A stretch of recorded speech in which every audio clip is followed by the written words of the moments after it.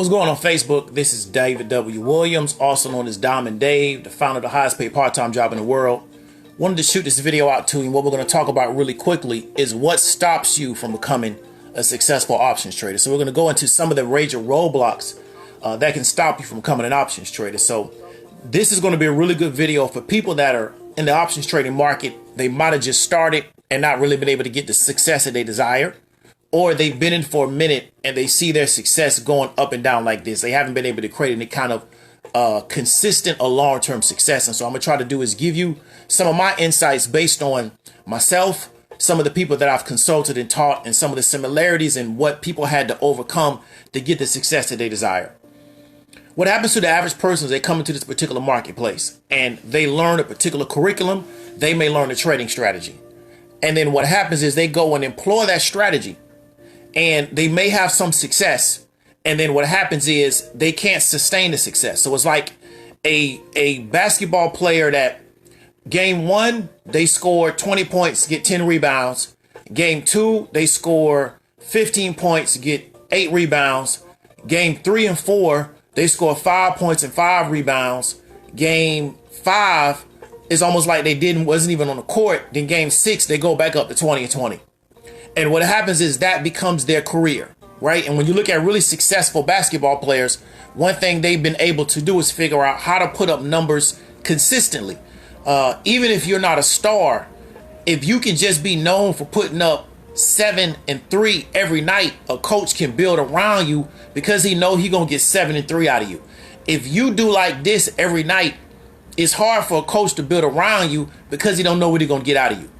And so what we see is a lot of people come to the options market and that's what they experience. They may jump out of the gate really, really fast, have some success, and then start dealing with a lot of losses. Or they may just deal with a lot of losses and never get on their feet. Or they may have a run of 4 or 5 months, right, where they're doing well, and in the next 4 or 5 month run, they're doing bad. If you're watching the video right now, I appreciate it if you give me that like so I can get that algorithm boost. So these are some of the reasons why this is going to take place. So the first thing is this: they haven't really studied and understood the market. And what I mean by that is that you're in a space, right, that is different from the average space that you're probably used to being in. So you got to be kind of familiar with the space. So one thing about me is that if I'm trading a particular company, I try to absorb as much information as possible on that specific company. Doesn't mean that I sit around and read information all day on that company. But what I'm saying is that I may take some time in the evening or some time in the morning and try to figure out what are some updates that may be going on with this particular company that maybe could influence their share price or how people perceive the value of that company. A lot of people in the options market get their information off Facebook, or they're getting their information off Twitter. And what I mean is that they're not getting their information from Investopedia at Twitter. They're getting their information from another trader on the internet, as opposed to trying to get some understanding of what is going on themselves, right? So they're getting all the information secondhand from another person without any context and understanding, and then they're just acting on that. And then when they don't have success, they can't figure out what's going on, because they see this other person having success. And so that's going to be a lot of people's biggest challenge, is that they don't want to do what we call the due diligence to really understand what's going on in that space and why they think, right, this particular company is going to do in a certain situation to where they can benefit from it. The second thing is this: they're not having conversations about the markets. This is something that is really, really important that I really endeavor to help people do. What we do is a lot of times is we conversate around things that we think are important. So we'll conversate around Will and Jada and the singer. We're going to now conversate around Nick Cannon and his situation. Then a week later, we're going to conversate about something else.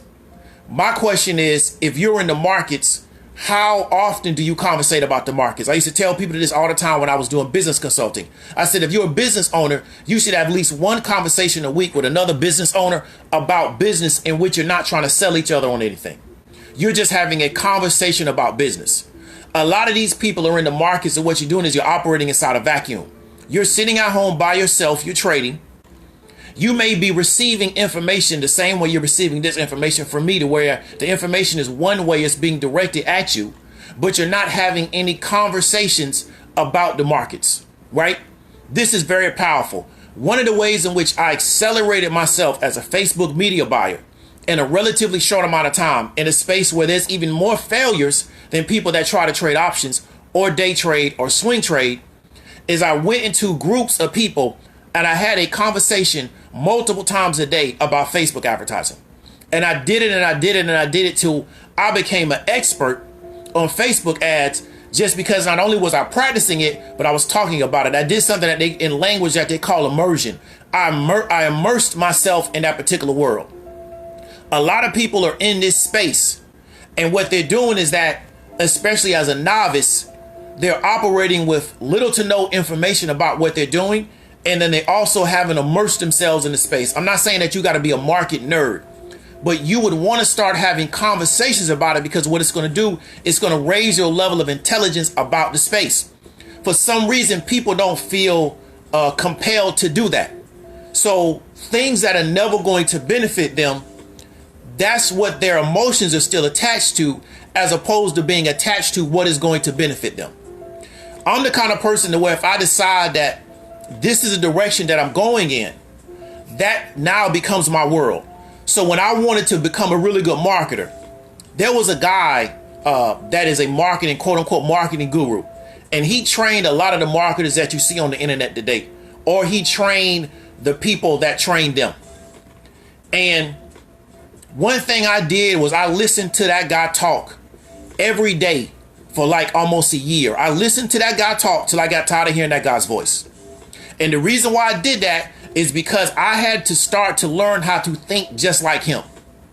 And I listened to that guy talk, and I let that guy essentially program me to think a certain kind of way, because I understood that he knew more about marketing than me, because people were paying him $20,000 to be in his mastermind. And he wasn't walking out with a suit. He wasn't showing fancy cars. He wasn't showing jewelry or money. He just knew how to persuade and influence people at a very, very deep level. He was getting results from people to where you wanted to join his inner circle crowd, you had to give him $20,000. So he had like old school DVDs from like the early 2000s. A lot of them had been put up on stream sites, on torrent sites. I went and downloaded that stuff, and I would sit at my desk at home, and while I was working, I was listening to that guy talk about marketing. And I kept listening and listening and listening and listening and listening until eventually it started to make sense to me when I was applying it. So I immersed myself in that space. A lot of people are trying to operate in this space. I wouldn't even say part-time. I say they're trying to be detached from the space. So it's like a way a lot of people deal with health and fitness. I want to lose weight, but I don't want to change my lifestyle. So what I do is I'll go to the gym twice a week, but still do everything against health and fitness. But I can say I go to the gym twice a week. But to really get the health and fitness change that you want, you got to make that your lifestyle change. If you want to be involved in these markets and you want to see certain kind of returns, you don't have to be a slave to the market, but you may have to make a lifestyle change to where it starts to become your conversation. And this is why I really try to encourage people to start reading about the markets, right? And start making that their conversation, so that when they sit down and talk to somebody else about the markets, it's a lateral conversation as opposed to a vertical. Here's the third thing, which is really the most important thing. They haven't worked on their personal psychology. All of these things we try in the world, right? Most of the time we're taught that the solution to our problem is always going to be something external. So we say, I'm not satisfied with what I want in this world. Let me change something external about myself. So I'm not satisfied with how my life is going. Let me go get another college degree. Or I'm not satisfied with how my life is going. Let me go get a new job at a new location, or let me move to another city. Or I'm not satisfied with how my life is going. Let me go get a new partner. And what we're not taught is that your dissatisfaction comes from you. So if you start to change yourself in who you are and what you're about, you'll notice that everything around you will start to change, because a lot of these situations won't make sense anymore. So you'll disassociate yourself from them naturally, or people will find out that, you know what, me and this person don't have anything in common. I knew a guy from area out here in Florida called Clearwater. That's on the west side of Florida, a little north of Tampa. He was involved in a lot of drugs, went in and out of jail a lot of times. And he changed his life, and he really worked on his self-development. And he told me when he went back to Clearwater, where he was from, he said that for around 95% of the people that he used to deal with, he just didn't have anything to talk about with those people anymore. It wasn't that he felt like he was better than them or he felt like, he was on a different level. It's just he had changed himself so much that old crowd he was dealing with, there was really nothing to talk about. So it wasn't any animosity. They just had nothing in common anymore because he changed who he was as a person, as opposed to trying to change these external things. Okay. So what I want to tell you is that a lot of times your struggle in the markets may be the fact that you haven't done the personal development work on yourself, right?